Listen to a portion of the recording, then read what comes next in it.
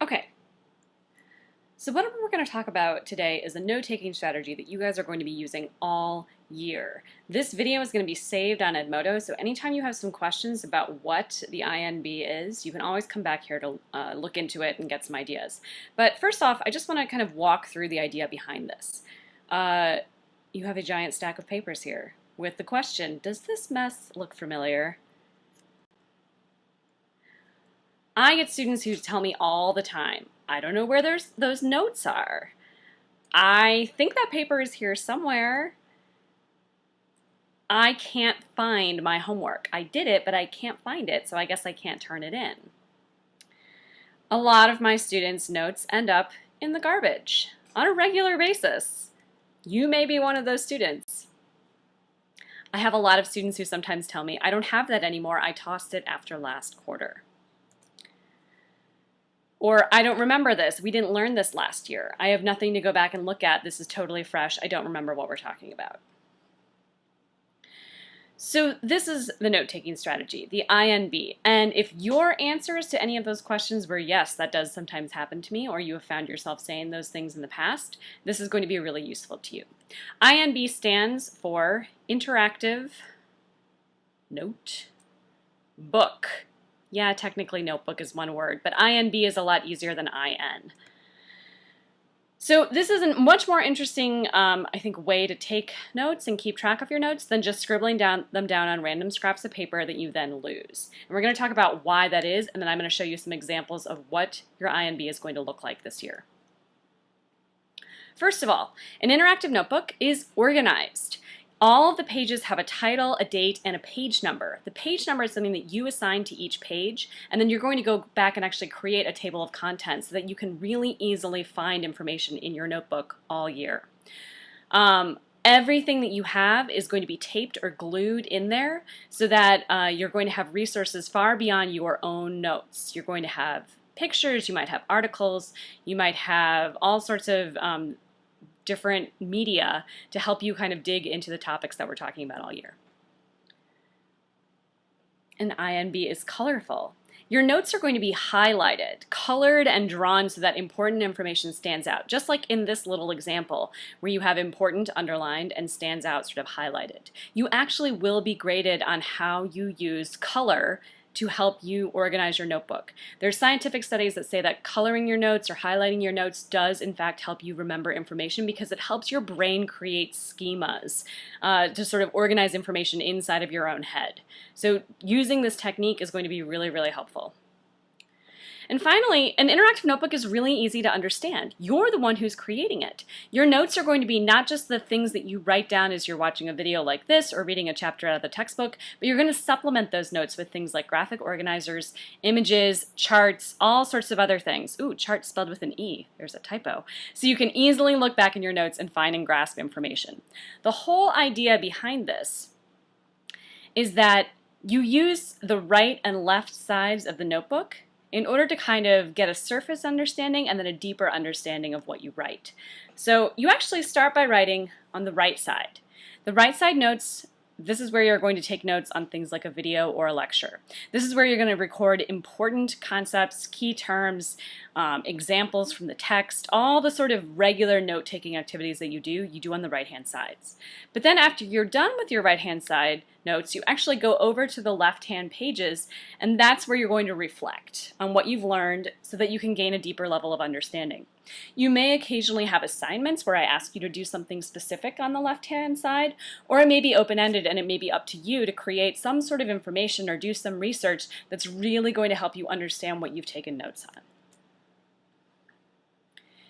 I'm going to read this to you right off the page. If you put in the effort, your INB will become your own personal textbook and resource for this class.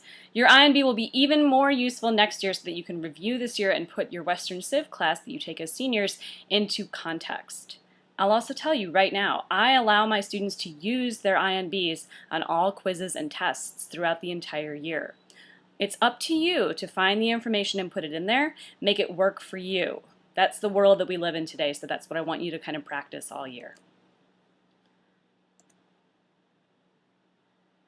So that's kind of the overview. Now I want to show you some examples.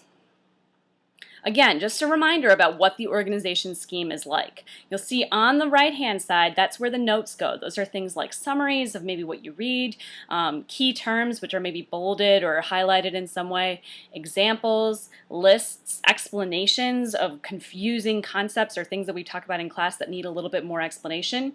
You might have a list of historical figures in there, maybe some information about presidents or explorers or other important people in American history.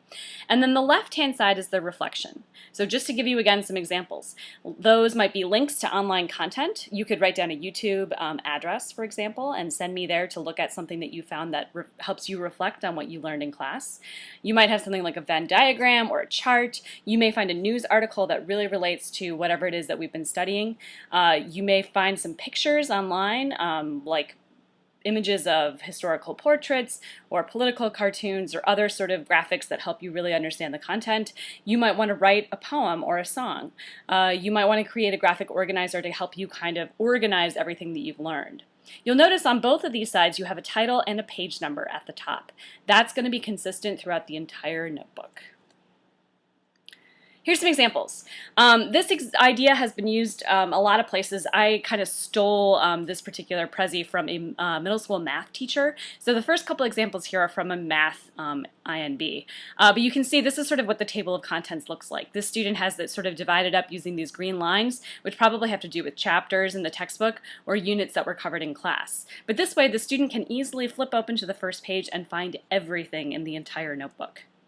This person also kind of called out key terms, words worth knowing, in a separate part of the notebook. Up to you if you want to do something like that, but it may be helpful to do this at the end of each entry so that you always know that your key terms are going to be in the same place.